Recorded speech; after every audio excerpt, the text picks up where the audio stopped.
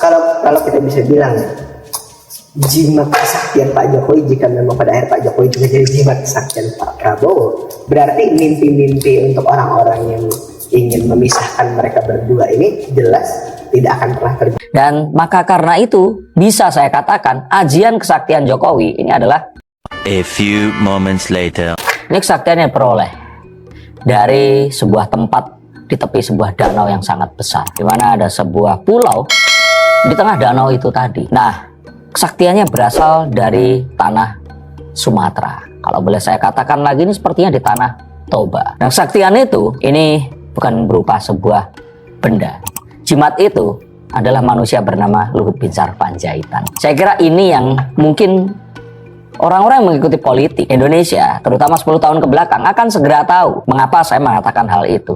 Tapi orang-orang yang mengikuti politik hanya menonton panggung depan saja, tanpa mencoba untuk melihat seperti apa carut-marut dan juga keindahan, trik dan juga teknik yang ada di balik dapurnya, maka saya pikir mereka tidak akan menyadari hal ini. Saya katakan demikian karena ada sebuah rumor yang mengatakan bahwa yang menemukan pertama kali, yang scouting pertama kali Pak Jokowi ini adalah Pak Luhut Binsar, yang membawa beliau ini ke Pak Prabowo, terus kemudian diserahkan kepada Bu Mega untuk kemudian bisa mengganti waktu itu wali kota Solo, yang saat itu harus berhadapan dengan calon wali kota dari partai Islam, dan mereka merasa tidak terlalu confidence karena saat itu jagoan mereka FX Rudy, jelas namanya adalah nama Katolik, yang mereka takut akan malah kalah. Nah, dengan kalau kita bilang casting yang bagus dan sebuah upaya yang mumpuni, akhirnya lahirlah seorang Jokowi yang terus kemudian menjadi wali kota Solo, menjadi gubernur Jakarta, dan 2 periode, nyaris 3 periode menjadi presiden Indonesia. Dan saya melihat bahwa ini semua melalui sebuah kawalan yang tidak pernah berhenti dari seorang Opung. Presiden Darko bisa dibilang seperti itu karena kemarin pun Opung nampaknya jenguk Pak Jokowi. Ya. Dan jenguknya ini kan berbeda ya sama yang lainnya gitu loh. Dan saya pikir Opung pun ini melihat Pak Jokowi itu seperti, nah, kalau kita bilang, orang ada yang bilang ini manajernya Pak Jokowi, atau mungkin ya kalau di dunia keartisan. Tapi kalau saya katakan ya, saya merasa bahwa Presiden Indonesia kemarin itu sebenarnya adalah Luhut Binsar gitu, dengan Pak Jokowi yang menjadi avatarnya. Mungkin seperti itu ya kalau kita boleh beranekdot atau melakukan sebuah joke. Dan Opung Luhut juga sempat berbincang dengan Pak Jokowi, dan gak lama saat diwawancara menurut Opung ini beliau sempat sedih ya, karena justru orang-orang seperti melupakan sosok berjasa besar bagi bangsa, yaitu Pak Jokowi gitu. Lantas itu langsung habis-habisan dibantai sama orang yang nggak suka dengan Pak Jokowi. Saya curiga Opung ini nggak punya medsos, jadi ya beliau mengungkapkan sesuatu ya sekendak pikiran dan hatinya. Yang saya yakin Opung Luhut ini adalah salah satu orang dengan patriotisme terhadap bangsa yang tertinggi selain Pak Prabowo Subianto. Jadi kalau saya boleh katakan ya kedekatan ini tergambar kok. Dan kalau kalian mau melihat lebih detail lagi, sebenarnya Opung ini yang juga melindungi semua hal yang terjadi.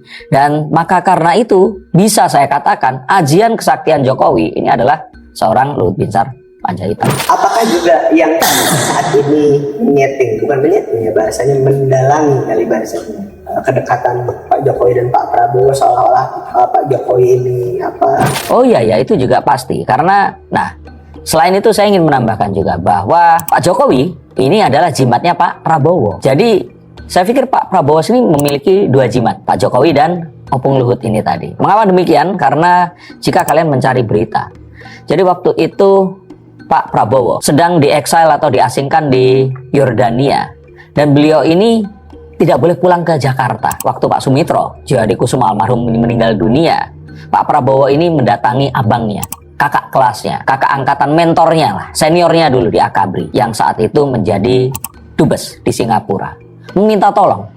Dan dengan kesaktian Pak Luhut, Pak Prabowo itu akhirnya bisa menemui orang tuanya ini, dan terus kemudian beliau bisa melihat untuk terakhir kalinya. Dan saya pikir ini adalah sebuah budi baik yang nggak akan pernah bisa terbayar. Dan ya satu-satunya orang yang bisa wow itu kan cuman ya Opung Luhut dan Mbak Mega kan, kalau buat Pak Prabowo seperti itu. Jadi saya pikir ini tidak hanya karena mereka satu alma mater di Akabri saja, tetapi kedekatannya ini melebihi dari ya korsa di antara mereka di militer ini. Tapi kalau misalnya bisa kita katakan pada akhirnya yang men-set mereka berdua, maksudnya antara Pak Prabowo dan Jokowi ini dengan kedekatan yang juga memiliki job desk masing-masing, akankah tetap bisa dikatakan berarti ada matahari kembar itu tetap bisa dibilang seperti itu? Bahkan kalau kita bilang mungkin mataharinya kembarnya 3. Tapi saya lebih ingin melihat ini sebagai Tritunggal. Melihat mereka ini tidak terpisah menjadi sebuah elemen yang memiliki kepentingan masing-masing. Karena mereka bertiga memang memiliki kepentingan untuk, kalau saya pikir ya di sini itu mengurangi bagaimana oligark ini menguasai Indonesia dengan cara ya berteman dulu dengan mereka, dan akhirnya kalau saya pernah bahas di konten yang lain ini seperti ada sebuah upaya untuk mengganti 9 naga dengan 9 haji, dan ada sebuah upaya yang lainnya di sini untuk, kalau saya pikir itu memberikan sebuah pemerataan pembangunan di Indonesia yang selama ini itu belum pernah bisa terlaksana dengan baik, terutama di Indonesia bagian timur. Lantas, apakah berarti bisa dikatakan sesungguhnya pemegang komando tertinggi saat ini juga Opung Luhut itu sendiri? Saya kira saya nggak bisa melawan pendapat itu, karena sepertinya semua hal ini memang pasti dikonsultasikan. Tetapi kita tahu dalam hierarki kemiliteran pun presiden ini tetap menjadi tampuk ya. Kalau saya pikir itu komando tertinggi tetap di presiden. Bahkan dulu pun ya saat Pak Luhut ini itu terus kemudian harus memberikan saran, makanya Pak Luhut dimasukkan kepada pos menteri yang memang bisa memberikan sebuah masukan di tempat yang memang sangat riskan, yaitu investasi itu. Nah, kali ini saya pikir Opung pun ditempatkan di tempat yang juga sangat strategis di pemerintahan Pak Prabowo. Lantas kalau kita bisa bilang jimat kesaktian Pak Jokowi, jika memang pada akhir Pak Jokowi juga jadi jimat kesaktian Pak Prabowo, berarti mimpi-mimpi untuk orang-orang yang ingin memisahkan mereka berdua ini jelas tidak akan pernah terjadi. Mereka ini adalah orang-orang yang ditempatkan di dalam satu tempat. Mereka terkungkung di situ, diberikan fasilitas yang mereka harapkan dan inginkan agar mereka ini senang mencaci maki, senang membenci dan sebagainya, dibiarkan atas nama demokrasi yang mereka pikir mereka lakukan. Dan orang-orang ini yang di luar tadi itu, Tritunggal ini berusaha untuk melakukan tugas negara ini sebaik-baiknya agar mereka ini nggak terus mengganggu masyarakat lain yang seharusnya mendapatkan manfaat dari pembangunan yang sebenarnya. Silahkan tulis komentar untuk kalian yang tidak setuju dan setuju.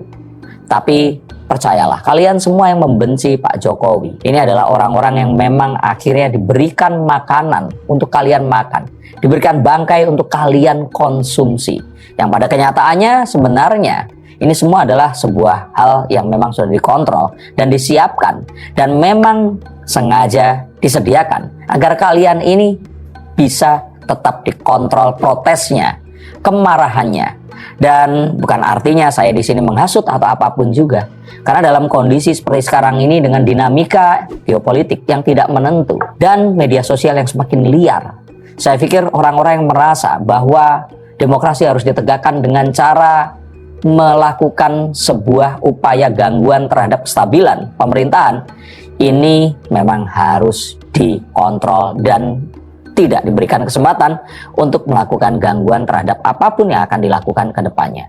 Tapi bukan artinya demokrasi Pancasila ini tidak bekerja.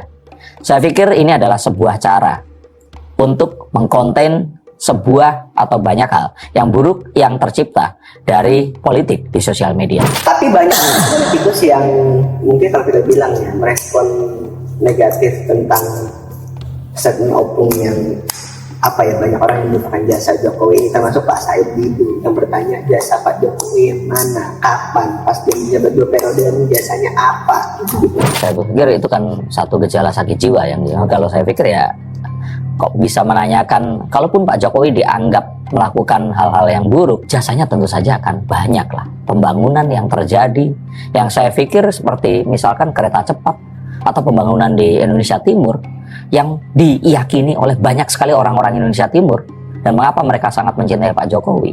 Saya pikir itu sebuah hal yang ya kalau nggak buta hati mau gimana cara nggak melihat itu gitu. Tapi itu tadi, ini adalah masa di mana dalam sosial media pengkutupan atau polarisasi itu memang sejatinya pasti akan terjadi, dan memang sulit untuk menarik orang-orang ini kembali. Sama seperti saat Pak Jokowi dan Pak Prabowo, saat mereka ini saling menjadikan salah satunya ini nemesisnya. Tapi akhirnya mereka pun bersama. Dan sejatinya jika nanti PDIP ini bisa ditarik untuk bersatu lagi dalam koalisi, maka orang-orang seperti yang tadi disebutkan ini nggak memiliki rumah lagi. Perlahan-lahan pijar lampu yang mereka nyalakan ini akan meredup. Perlahan-lahan semangat mereka ini akan mulai hilang. Dan mereka akan menanti waktu lagi di 2029 agar mereka bisa melakukan keonaran. Apakah yang saya katakan ini sejalan dengan kalian? Dan apakah kalian masih tetap menganggap bahwa saya adalah pendukung pemerintahan yang mungkin menginginkan jabatan komisaris seperti Ade Armando? Tapi apapun itu, silahkan kalian tonton hingga selesai dan ikuti lagi. Karena nanti saya akan mencoba untuk membahas mengapa ada sebuah pernyataan di mana Jokowi sebenarnya sudah selesai dan kini saatnya menyudahi Gibran Rakabuming Raka.